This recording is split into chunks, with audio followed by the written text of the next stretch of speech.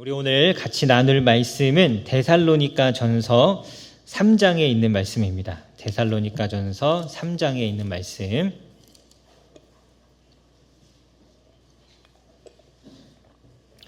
데살로니가 전서 3장, 3장 1절부터 13절까지 말씀이고요. 오늘은 제가 목소리가 이렇게 청청하고 낭낭하지 못하죠. 항상 이렇게 낭낭한 목소리였는데 입술에 약간 헐어갖고 발음이 좀 새는 것 같습니다. 양해하고 들어주시면 감사하겠습니다. 데살로니가전서 3장 1절부터 13절까지 말씀이고요. 제가 봉독하도록 하겠습니다. 이러므로 우리가 참다 못하여 우리만 아덴에 머물기를 좋게 생각하고 우리 형제 곧 그리스도의 복음을 전하는 하나님의 일꾼인 디모데를 보내노니 이는 너희를 굳건하게 하고 너희 믿음에 대하여 위로함으로 아무도 이 여러 환난 중에 흔들리지 않게 하려 함이라. 우리가 이것을 위하여 세움을 받은 줄을 너희가 친히 알리라. 우리가 너희와 함께 있을 때에 장차 받을 환난을 너희에게 미리 말하였는데 과연 그렇게 된 것을 너희가 아느니라. 이러므로 나도 참다 못하여 너희 믿음을 알기 위하여 그를 보내었노니 이는 혹 시험하는 자가 너희를 시험하여 우리 수고를 헛되게 할까 함이니 지금은 디모데가 너희에게로부터 와서 너희 믿음과 사랑의 기쁜 소식을 우리에게 전하고 또 너희가 항상 우리를 잘 생각하여 우리가 너희를 간절히 보고자 함과 같이 너희도 우리를 간절히 보고자 한다 하니 이러므로 형제들아 우리가 모든 궁핍과 환난 가운데서 너희 믿음으로 말미암아 너희에게 위로를 받았노라. 그러므로 너희가 주 안에 굳게 선즉 우리가 이제는 살리라. 우리가 우리 하나님 앞에서 너희로 말미암아 모든 기쁨으로 기뻐하니 너희를 위하여 능히 어떠한 감사로 하나님께 보답할까. 주야로 심히 간구함은 너희 얼굴을 보고 너희 믿음이 부족한 것을 보충하게 하려 함이라. 하나님 우리 아버지와 우리 주 예수는 우리 길을 너희에게로 갈 수 있게 하시오며 또 주께서 우리가 너희를 사랑함과 같이 너희도 피차간과 모든 사람에 대한 사랑이 더욱 많아 넘치게 하사 너희 마음을 굳건하게 하시고 우리 주 예수께서 그의 모든 성도와 함께 강림하실 때에 하나님 우리 아버지 앞에서 거룩함에 흠이 없게 하시기를 원하노라. 아멘. 저희가 데살로니가 전서 말씀을 우리 같이 살펴보고 있는데요. 데살로니가 전서를 통해서 교회가 어떻게 세워졌는가를 우리가 이제 계속 살펴보고 있습니다. 그래서 1장에서는 이 데살로니가 교회가 얼마나 모범적인 교회였는가를 살펴보았죠. 그래서 믿음의 역사, 사랑의 수고, 소망의 인내가 있었습니다. 그리고 복음이 그들 안에 들어가서 그들의 이 마음의 결단과 변화가 일어나서 우상을 버리고 하나님을 따르는 자들이 되었죠. 그래서 이 복음이 들어감으로써 교회가 세워졌고 2장에 와서는 이 교회가 그냥 세워진 것이 아니라 교회를 세우기 위해 수고하는 하나님의 일꾼이 있었다라는 것을 우리에게 보여주었습니다. 그래서 사도 바울이 교회를 세우기 위해서 얼마나 많이 수고했는지를 우리가 살펴보았죠. 그래서 아버지의 마음과 그리고 어미의 사랑으로서 정말 하나님께서 주신 사명에 충성된 일꾼의 마음으로 이 교회를 돌아보았고 또 우리 2장 13절부터 이 교회가 성장하고 자라가는 데 있어서 필요한 요소들이 무엇인가를 살펴봤습니다. 다 기억나시나요? 우리 지난주 말씀. 첫 번째는 하나님의 말씀으로 말씀을 받는 것이었죠. 그냥 흘려듣는 것이 아니라 하나님께서 나에게 하시는 말씀으로 그 말씀을 받아야 그 말씀이 우리 안에 역사하여 교회를 자라게 하는 것이죠. 두 번째는 고난이었습니다. 고난이 없으면 좋겠지만 하나님께서 허락하신 고난은 우리의 믿음을 자라게 하는 것입니다. 연단하는 것이죠. 세 번째는 신앙의 홀로서기였습니다. 예기치 않게 사도 바울과 떨어졌지만 그들이 오히려 그 사도 바울이 없음으로 인해서 더 하나님께 집중하고 신앙이 자라가는 굳건한 신앙으로 서는 좋은 기회가 되었던 것이죠. 그래서 이 신앙의 홀로서기, 고난, 하나님의 말씀으로 말씀을 받는 것, 이것이 교회를 자라게 하는 요소였습니다. 오늘 3장에서는 이 교회를 자라게 하는 또 다른 한 가지 요소를 우리에게 소개하는데요. 바로 성도의 교제입니다. 성도의 교제. 우리 2장 17절부터 19절에 보면 바울이 몸은 떠나 있지만 마음은 너희와 함께 있다라고 하면서 18절에 보면 내가 한 번, 두 번 너희에게 가고자 했다라고 하죠. 바울은 이들을 만나서 이들을 돌보고 성도의 교제를 통해 말씀을 가르치고 또 말씀을 같이 나누고 삶을 돌아봄으로써 이들의 믿음과 신앙을 굳게 세우고 싶은 마음이 너무나 간절했어요. 근데 단지 여건이 허락하지 않아서 사탄이 이것을 막고 있어서 그렇게 하지 못했던 것이죠. 그러니까 교회가 자라가고 성장하는 데 있어서 또 우리 성도들의 믿음이 자라고 성장하는 데 있어서 중요한 또 한 가지의 요소는 서로를 돌아보는 성도의 교제입니다. 이 성도의 교제가 있어야 우리의 믿음과 신앙이 자라갈 수 있어요. 하나님께서 교회를 세우실 때부터 그냥 한 사람으로 교회를 세우시지 않고 예수님을 믿는 사람들을 하나로 모아서 한 몸으로, 한 교회로 자라게 하셨잖아요. 그것이 우리 에베소서 4장에 있는 말씀이죠. 마디와 마디가 서로 연결되어서 서로를 통하여 교회가 몸을 세워가는 것, 온전하게 되는 것이 하나님께서 교회를 세우신 이유와 목적이었어요. 그래서 교회는 혼자 와서 예배드리고 내 믿음을 잘 굳게 세운다고 해서 우리의 믿음과 신앙이 자라가고 교회가 자라가는 것이 아니라 서로를 돌아보는 서로에 대한 섬김, 서로를 돌아보는 교제, 이 성도의 교제가 있어야 우리의 믿음과 신앙이 자라갈 수 있습니다. 그래서 오늘 3장에서는 이 성도의 교제에 대해서 우리가 좀 살펴볼 수 있는데요. 내용을 먼저 좀 간략하게 살펴보면 바울이 1절에서 우리가 참다 못하여 우리만 아덴에 머물기를 좋게 생각하고 2절에 보면 디모데를 너희에게 보냈다라고 합니다. 어떻게든 이들과 만나서 교제하고 싶은데 본인이 할 수 없으니 자기를 대신해서 디모데를 보내서 디모데를 통해 데살로니가 교회와 교제한 것이죠. 그들을 서로 살피고 돌아보게 한 것입니다. 우리 바울이 데살로니가를 떠난 다음에 베레아로 갔죠. 베레아에서 사역을 하고 나서 거기서도 데살로니가 유대인들이 베레아까지 쫓아와서 소동을 일으켜서 바울이 떠나게 만들었어요. 그 베레아를 떠나서 아덴에 갔죠. 오늘 1절 말씀에 있는 것처럼 아덴에 바울이 있었고 그 아덴에 있을 때 바울이 데살로니가 교회가 너무 궁금했어요. 그래서 디모데를 거기다 그 데살로니가로 보낸 겁니다. 아덴에 있을 때.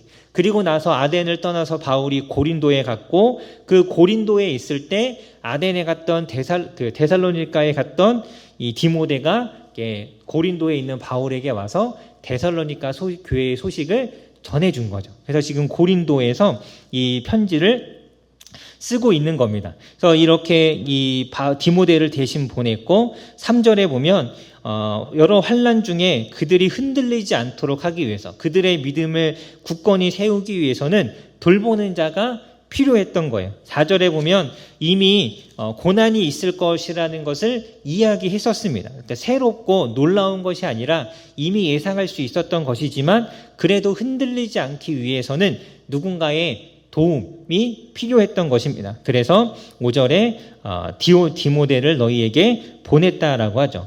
6절에서 디모데가 돌아와서 이 데살로니가 교회의 소식을 전하죠. 그들의 믿음과 사랑에 대해서 이야기했고 7절에 보면 이 이야기를 듣고 바울이 위로를 받았어요. 위로를 받았고 8절에 보면 이제 우리가 살겠다. 얼마나 이 데살로니가 교회를 염려했는지를 알 수 있죠. 잘하고 있다라는 이야기를 들으니까 이제야 이제 마음이 놓인다. 이제는 내가 살 것 같다. 이제 그러한 뜻이죠. 그러면서 9절에 얼마나 기쁜지 하나님 앞에 감사한다라고 이야기합니다. 그러면서 10절부터 13절까지는 이 데살로니가 교회를 향한 기도로 이 3장을 마무리합니다. 이 내용은 뭐 간단해요.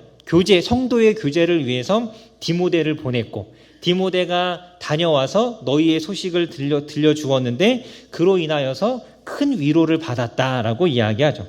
근데 여러분 우리 7절에 보면 바울이 너희로 말미암아 너희에게 위로를 받았다라고 하는데요. 여러분 이 위로는 데살로니가 교회가 잘 있는지 너무 염려가 되었는데 잘 있다라는 이야기를 들어서 그 마음이 위로받았다라는 게 아닙니다. 우리 7절 말씀을 다시 한번 잘 보면 형제들아 우리가 모든 궁핍과 환난 가운데서 너희 믿음으로 말미암아 너희에게 위로를 받았다라고 합니다. 그러니까 내가 너희를 엄청 걱정했는데 잘 살고 있어서 다행이다 이게 아니라 지금 바울이 궁핍과 환난 가운데 있어요. 바울의 지금 상황이 너무나 힘들고 괴로운 거예요. 이게 데살로니가 교회를 염려한 마음도 있었지만 그것 때문에 궁핍하고 그것 때문에 힘들었던 것이 아니라 바울이 지금 고린도에서 사역하면서 굉장히 힘든 상황 가운데 있었던 거죠. 그래서 우리 사도행전 18장 PBS 하면서 살펴봤지만 고린도에 이 1년 6개월을 머무는 동안 그가 많은 고생을 했죠.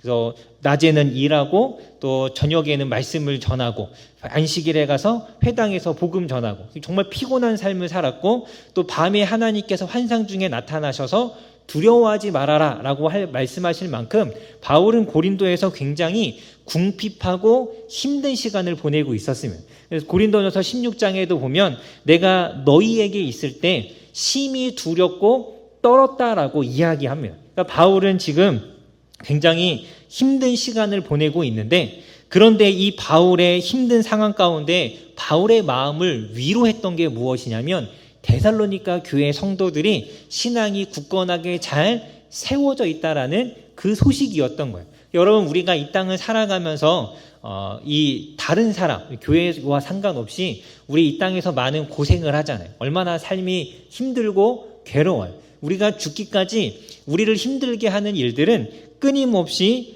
일어납니다. 여러 가지 문제가 계속 일어나죠. 그런데 그 문제가 해결되어야 우리가 위로받는 게 아니에요. 오늘 말씀해 보니까 힘들고 어려운 상황 가운데 있지만 내가 돌보고 내가 관심을 가지고 같이 신앙생활하는 그 영혼이 믿음에 굳게 서는 것이 우리에게는 위로가 되는 것이죠. 이 땅을 살아가는 우리의 위로와 기쁨이 나에게 있거나 내가 놓여있는 상황에 있는 것이 아니라 나와 관계를 맺고 나와 같이 신앙생활하는 다른 사람들의 신앙과 믿음에 달려있다라는 것입니다.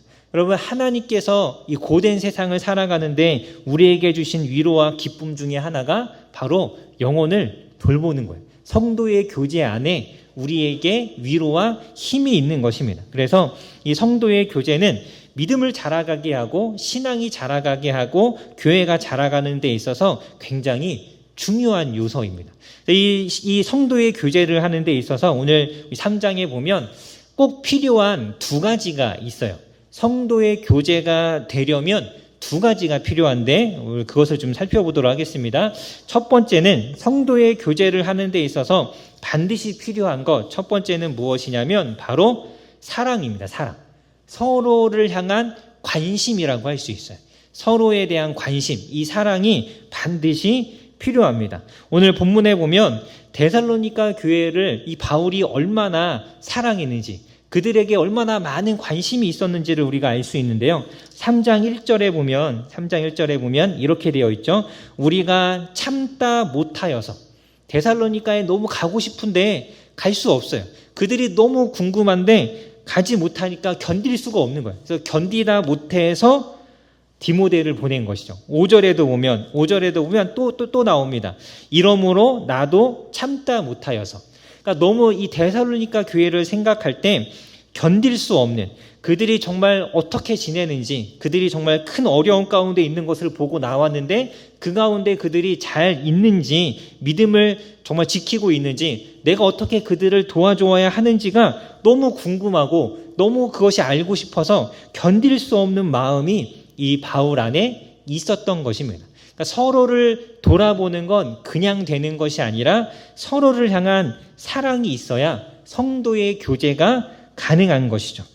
이 사랑이 우리 안에도 있어야 합니다.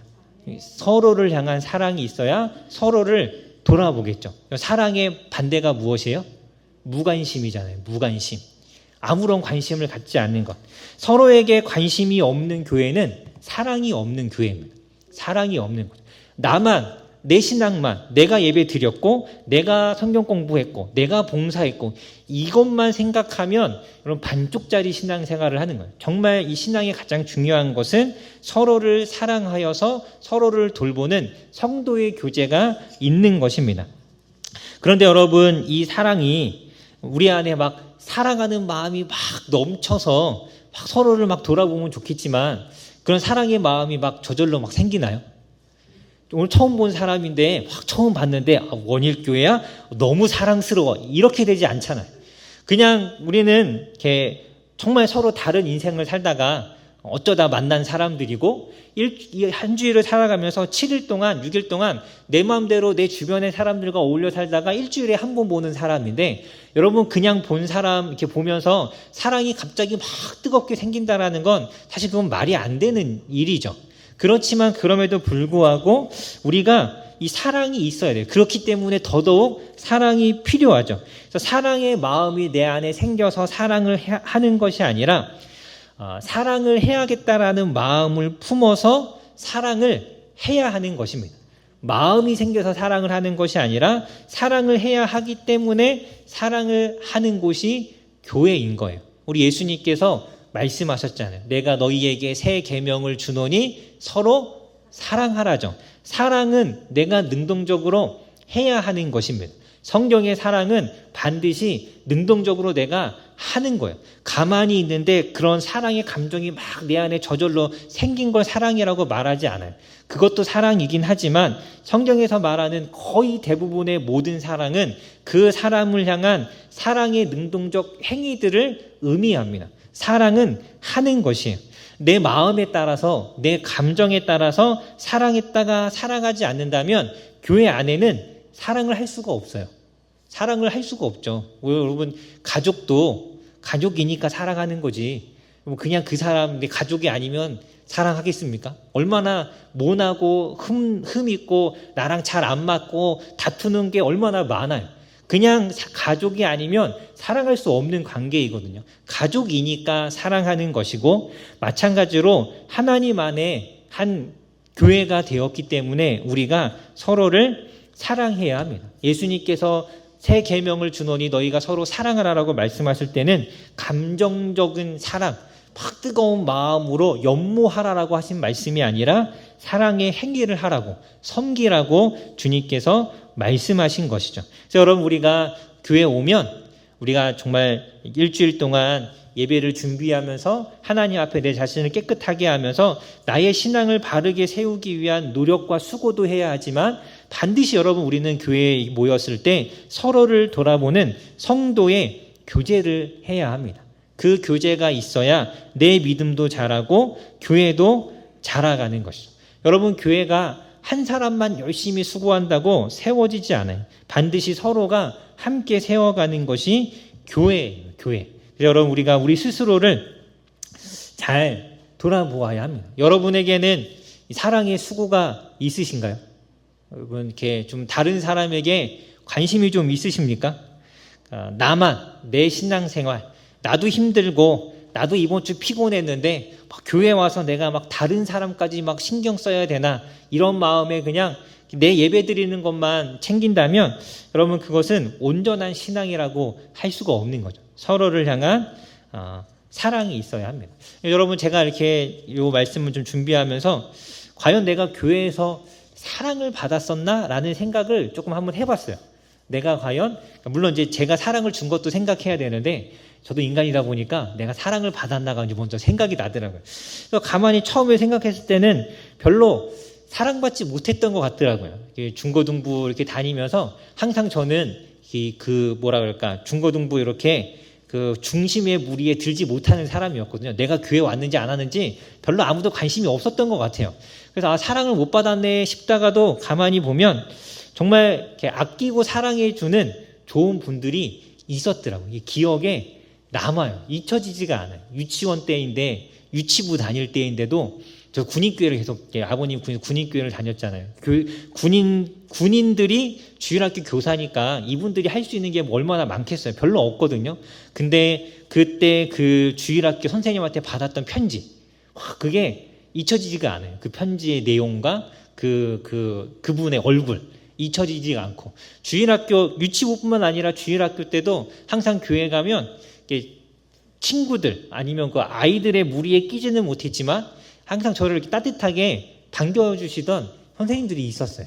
그분들의 사랑이 있었으니까 제가 교회를 계속 잘 갈 수 있었던 거예요. 고등학교 때 제가 혼자 자취하면서 제가 다니던 교회에 목사님과 사모님이 엄청 사랑해 주셨더라고요. 정말 주말마다 재워주시고 밥 먹여주시고, 물론 이제 교회 빠지지 말라고 토요일날 불러서 재우신 거지만 혼자 자취하는데 집밥 먹는 거 얼마나 좋아요. 그러니까 그런 사랑이 있었기 때문에 내가 신앙생활을 잘하고 교회 안에 머물러 있었구나라는 걸 다시 생각이 나더라고요. 우리 지난번에도 말씀드렸지만 제가 고등학교 때 방황하던 시기가 있고 교회를 안 갈 때가 있었는데, 나중에 그 친구들 다시 만났을 때 그 친구들이 이야기했잖아요.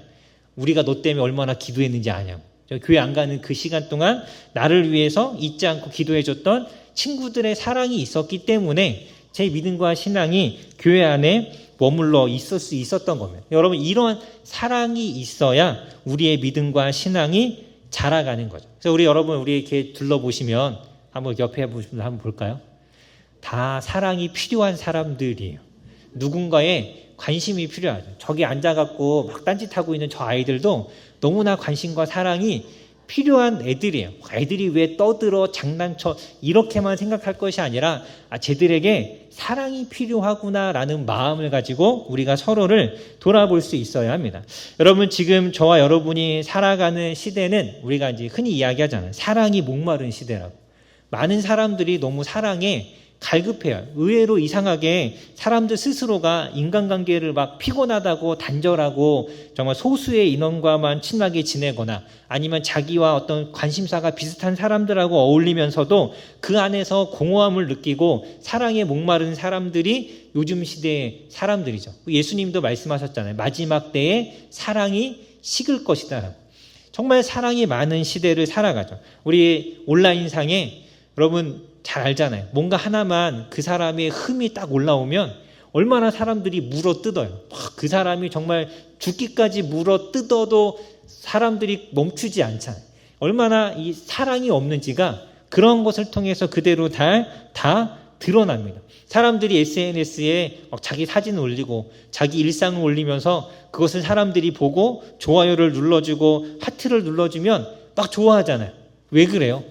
사랑과 관심을 받고 싶어 하는 거죠. 그게 사람의 마음이에요. 하나님이 처음부터 인간을 사랑과 사람의 관계 속에서 사랑 안에서 자라가도록 하나님께서 만드셨기 때문에 여러분, 사랑 없이 인간은 살아갈 수 없습니다. 그래서 여러분, 교회는 세상이 주지 못하는 사랑을 주어야 하는 곳이에요. 내가 신앙생활하면서 제가 그런 사랑을 받았기 때문에 나도 다른 사람을 사랑하게 되는 거죠. 안타까운 것은 교회를 10년, 20년을 다녔는데 그 교회를 다니면서 한 번도 내가 누군가의 사랑과 관심을 받아본 적이 없다라고 생각이 되어진다면 이건 정말 안타까운 일이잖아요. 그 사람만 안타까운 게 아니라 여러분, 그 교회가 안타까운 거예요. 그 교회가 사랑이 없는 거죠. 그 사람이 사랑받지 못할 사람인 것이 아니라 교회가 사랑이 없는 거예요. 그 교회가 너무나 안타까운 일입니다. 여러분, 우리 교회는 사랑이 많은 교회인가요? 여러분, 교회 왔을 때 사람들이 나에게 관심을 많이 갖는구나, 이런 마음이 여러분 안에 있으십니까?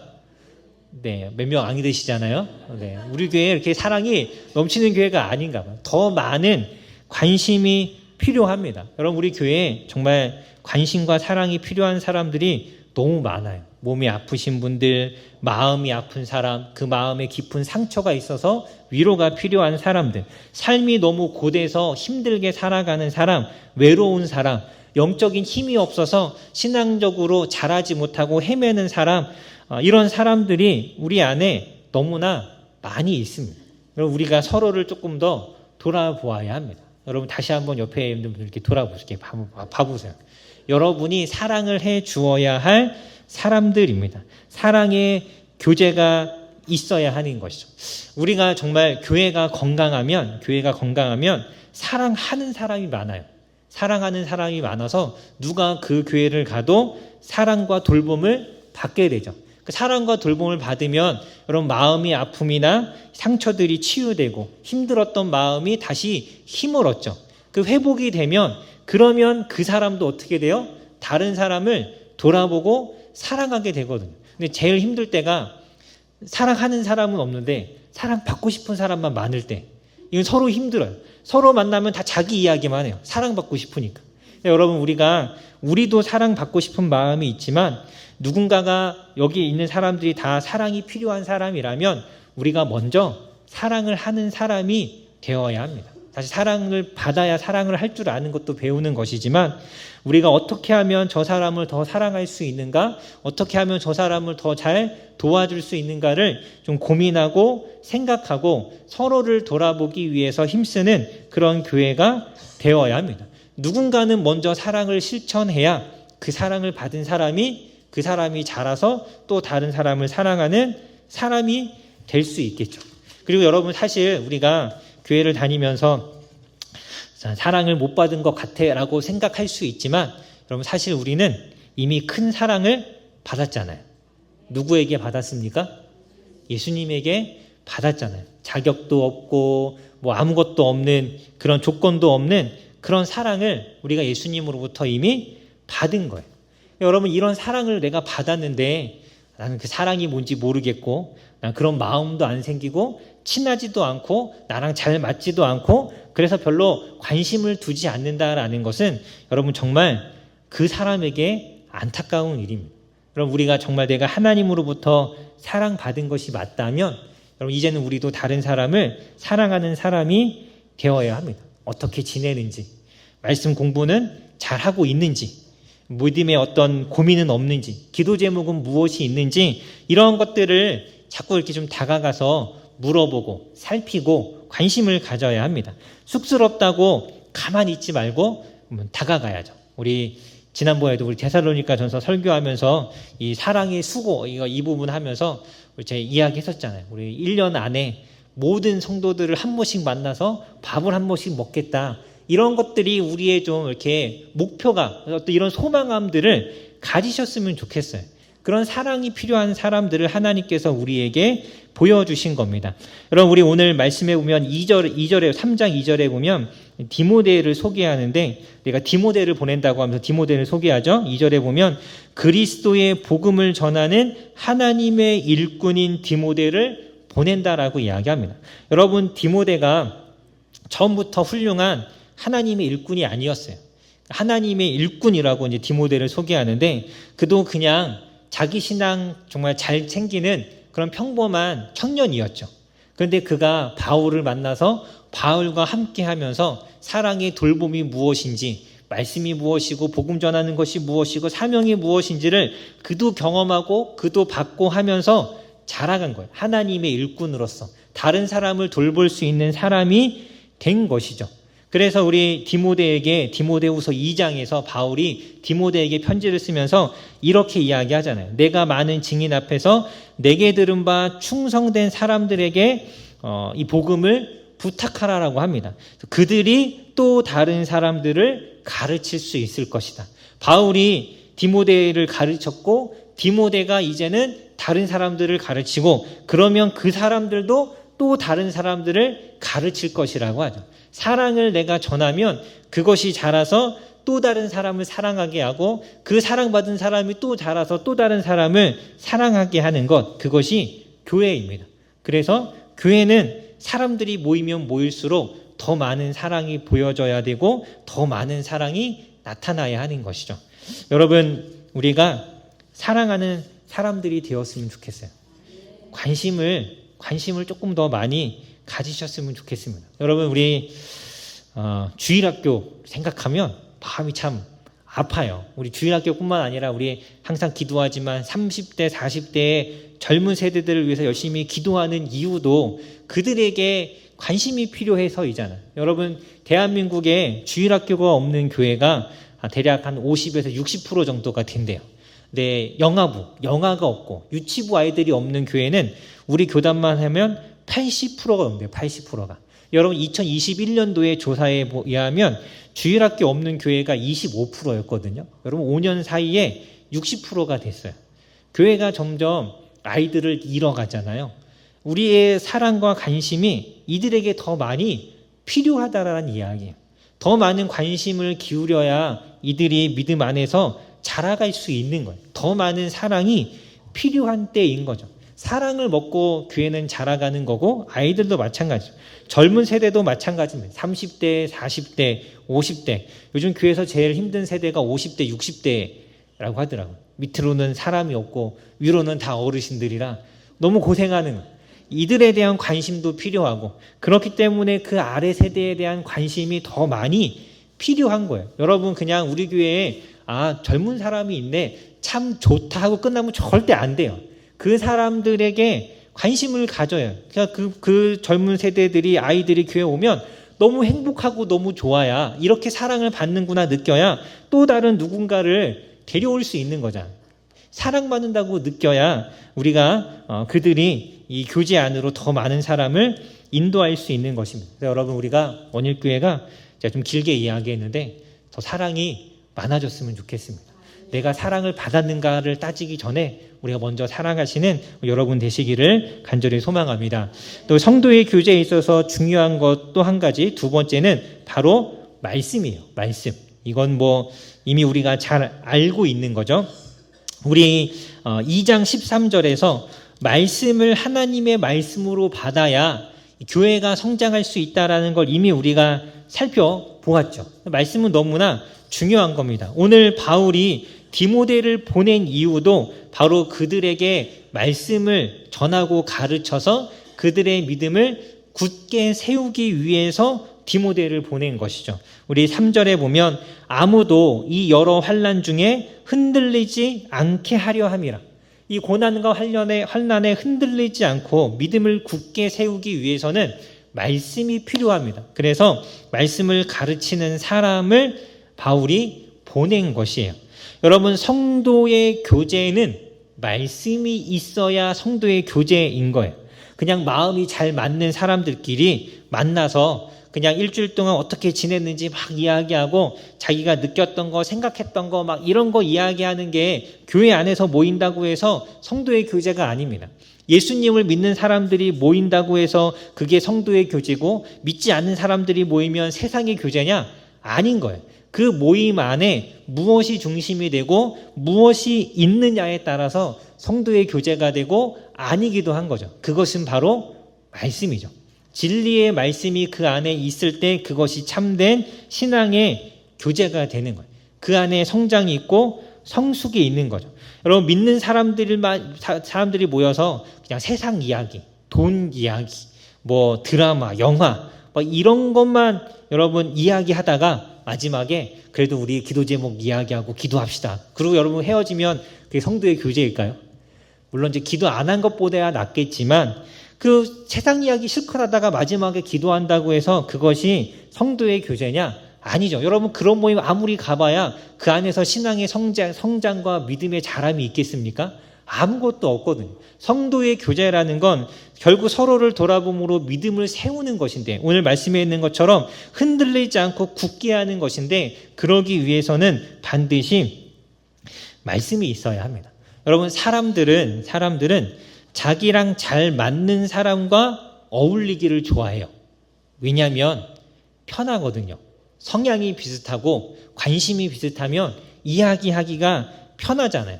거기에서 오는 동질감이 있고 그 동질감을 느끼는 공동체가 있음으로써 누리는 안정감이 있어요. 그러다 보니까 의식적으로 나랑 비슷한 사람과 만나서 그냥 서로의 관심사만 이야기하기가 쉬운데 여러분 성도의 교제는 그런 게 아닙니다.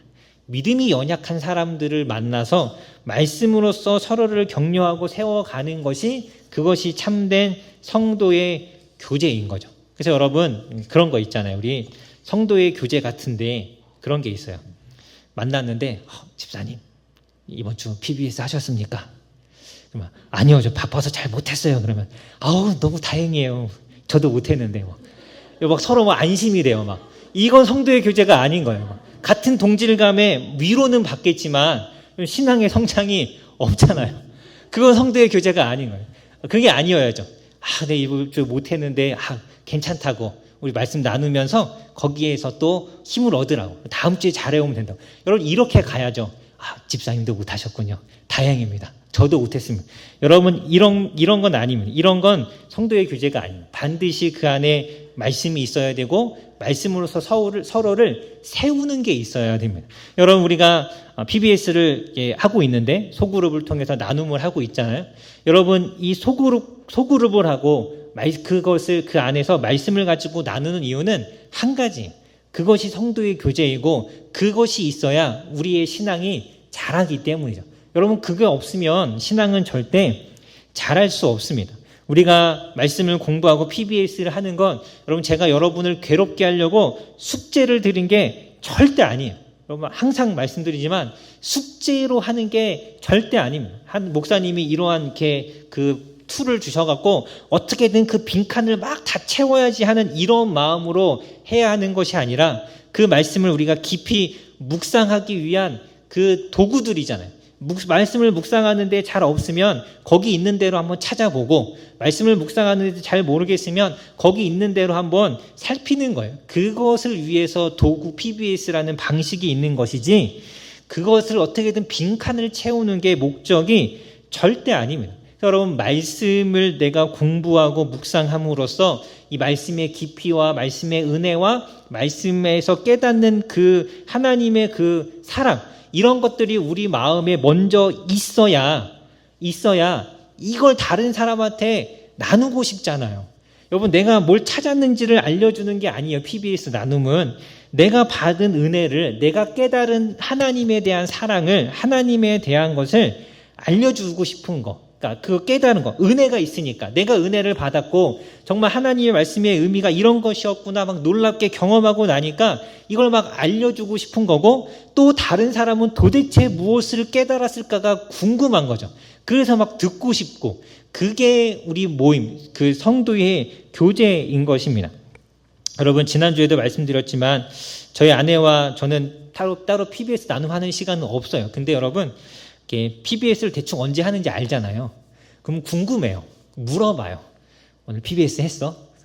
어땠어? 이러면서 물어봐요. 궁금하거든요. 저도 PBS 하면서 이런 게 있었구나라는 걸 깨닫고 나면 이걸 빨리 이야기해주고 싶은데 또 궁금한 거죠. 도대체 또 뭘 우리 와이프는 깨달았을까? 그런 마음에서 나오는 것이 말씀의 나눔이고 그것이 성도의 교제인 겁니다. 그 성도의 교제인 것이. 여러분, 우리는 말씀으로 말씀이 우리 안에 이렇게 충만하게 있어야 합니다. 우리 2024년도 표어가 혹시 뭔지 기억나시나요? 그리스도의 말씀이 너희 속에 풍성이잖아요. 골로새서 3장 16절 말씀이죠. 그리스도의 말씀이 너희 속에 풍성히 거하게 하여 피차 서로 권면하라. 말씀이 내 안에 있어야, 내 안에 그 말씀으로 인한 은혜가 있고 감동이 있고 깨달음이 있어야 여러분, 이것을 나누고 싶고 그 말씀으로써 우리가 서로를 세워줄 수 있는 거죠. 여러분, 그런 이 말씀의 은혜가 여러분의 마음에 먼저 있으셨으면 좋겠어요. 여러분, 저렇게 목양실에서 혼자 이렇게 PBS 하거나 막 하다 보면 혼자 그냥 막 좋을 때가 있어요. 그냥 너무 좋아요. 말씀 보면 얼마나 좋아요. 이게 이런 하나님이 이런 분이었구나 하면 너무 좋거든요. 때로는 그냥 막 눈물 날 때도 있거든요. 혼자 그냥 펑펑 울면서 막 휴지로 닦고 막. 그러니까 말씀을 보면서 여러분, 이런 은혜가 있어야 돼요. 그 말씀이 없이는 그런 교제가 있을 수 없는 거죠. 그래서 성도의 교제에 있어서 중요한 두 가지 요소. 하나는 사랑이고 두 번째는 말씀이죠. 여러분, 이 두 가지가 여러분 마음에 충만하기를 항상 기도하시고 이 두 가지로 서로를 돌아보시는 우리 원일교회가 되기를 간절히 소망합니다. 10절부터 13절에서 13절까지 골로새 교회를 위해서 기도하죠. 그래서 10절에 내가 심히 간구한다라고 하면서 기도하는데 무엇을 기도하느냐? 크게 세 가지를 기도합니다. 세 가지를 기도하는데 첫 번째는 11절에 보면 우리가 너희에게 갈 길이 열리기를 기도하죠. 이 길이 열리기를 기도하는 이유는 계속 똑같은 이야기지만 데살로니가 성도들을 만나서 교제하고 싶기 때문에 기도하는 거죠. 그게 필요하기 때문에 기도하는 건데, 지금 상황상 바울은 데살로니가 교회를 가지 못하고 있어요. 너무 가고 싶은데 2장 18절에 보면 여러 번 가려고 했지만 사탄이 막았다라고 이야기하죠. 그러니까 바울은 너무 가고 싶고, 그리고 가서 그들을 돌보는 것이 하나님의 뜻이라는 것이 너무나 분명한데 지금 사탄이 못 가게 막고 있는 거예요. 그러면 여러분 어떻게 해야 되죠? 하나님의 뜻이니까 가지 말아야겠다, 이건가요? 아니죠. 그래도 가야 하기 때문에 기도하는 겁니다. 하나님께서 길을 열어주시기를 기도하죠. 우리 바울의 2차 선교 여행 때 바울이 아시아에서 복음을 전하려고 했는데 그때 뭐라고 그래요? 성령이 막았다라고 하잖아요. 성령이 그때는 막으셨어요. 그래서 왜 그러시지 하면서 안 한 거죠. 성령이 막으셨으니까. 여러분, 하나님이 막으시는 일은 우리가 안 해도 되는 겁니다. 안 해도 되니까 하나님이 막으시는 거. 또 다른 계획이 있으니까. 그래서 바울은 3차 선교 때 에베소에서 복음을 전하면서 아시아 전역에 있는 사람들이 말씀을 들었다라고 사도행전에 기록하잖아요. 하나님의 계획이 다른 데 있었던 거예요. 그래서 하나님이 막으셨고 그때는 그것을 위해서 애써 막 강구하거나 막 뚫고 나가려거나 하지 않고 그냥 하나님께 맡겼죠. 하지만 사탄이 막은 것이라면 이야기가 달라진 거예요. 이건 어떻게든 이 문제를 해결해서 거기에 다시 갈 수 있도록 기도해야 하는 것이죠. 그래서 바울이 기도하고 있는 겁니다. 여러분, 하나님의 뜻이 확실한데 잘 안 되고 있고 환경이 열리지 않고 뭔가 이렇게 좀 불편하다면 기도해야 합니다. 길이 열리기를 기도해야 되는 거예요. 선교를 하거나 전도를 하거나 말씀을 공부하는 게 막 환경이 열리지 않고 막 그 일이 막 막혀요. 그럼 여러분 안 해도 되는 게 아니잖아요. 전도와 선교와 말씀을 공부하는 건 아무리 힘들어도 해야 하는 것이기 때문에 그건 뚫고 나가야 되는 거예요. 하나님의 뜻이 확실하면 그것이 길이 열리기를 우리는 기도해야 합니다. 두 번째로 무엇을 기도하냐면 우리 12절에 보면 데살로니가 교회의 사랑이 피차 서로를 향한 사랑이 더욱 많아지기를 기도합니다. 여러분, 이 기도는 참 놀라운 기도예요. 왜냐하면 우리 계속 살펴봤지만 데살로니가 교회는 사랑의 수고가 있는 교회였어요. 사랑이 넘치는 교회죠. 우리 4장 9절에 보면 형제 사랑에 관하여는 너희에게 쓸 것이 없음은 너희가 서로 사랑하기 때문이다라고 이야기합니다. 더 말할 것이 없을 만큼 사랑이 넘치는 교회가 데살로니가 교회였는데 근데 여러분, 바울이 사랑이 더 넘치기를 기도하고 있습니다. 왜 그럴까요? 여러분, 사랑은 많으면 많을수록 좋은 거예요. 사랑은 아무리 많아도 넘치는 것이 아닙니다. 사랑은 항상 더 많아야 하는 것이에요. 우리는 더 많은 사랑이 필요합니다. 끊임없이 우리를 힘들게 하고 넘어지게 하고 낙심하는 일들은 계속 있잖아요. 그들을 향한 사랑이 끊임없이 우리 안에서 쏟아져 나와야 해요. 그래서 바울이 이들의 사랑이 더 많아지기를 기도하는 것입니다. 그리고 세 번째로 또 무엇을 기도하느냐? 우리 13절에 보면 그들의 마음을 굳게 하여 주셔서 예수님께서 다시 이 땅에 오실 때에 하나님 앞에 거룩함에 흠이 없기를 기도합니다. 여러분, 주님이 다시 반드시 오시죠. 우리 주님이 다시 오십니다. 그때 우리가 하나님 앞에 분명히 서게 될 텐데 하나님께서 우리의 삶에 대해서 판단하실 거예요. 판단하실 때가 있어요. 바울은 그때 이 데살로니가 교회 성도들이 하나님 앞에 흠없게 서기를 기도하는 겁니다. 여러분, 우리도 준비해야 합니다. 주님께서 오셔서 반드시 우리의 삶을 돌아보시고 판단하실 거예요. 그때 우리의 삶이 흠이 없기를 우리가 준비해야 돼요. 근데 오늘 말씀해 보면 우리가 노력해서 거룩해져야 한다라고 말하는 것이 아닙니다. 여러분, 우리가 거룩해지는 건 우리의 노력으로 되는 게 아니죠. 하나님께서 주시는 그 은혜로서 그 예수님의 그 십자가로 우리가 거룩하게 된 거잖아요. 우리가 노력한다고 거룩하게 된 게 아니에요. 그래서 오늘 말씀에 잘 보면 13절 말씀 다시 한번 잘 보시면 거룩함에 흠이 없게 하시기를 기도합니다.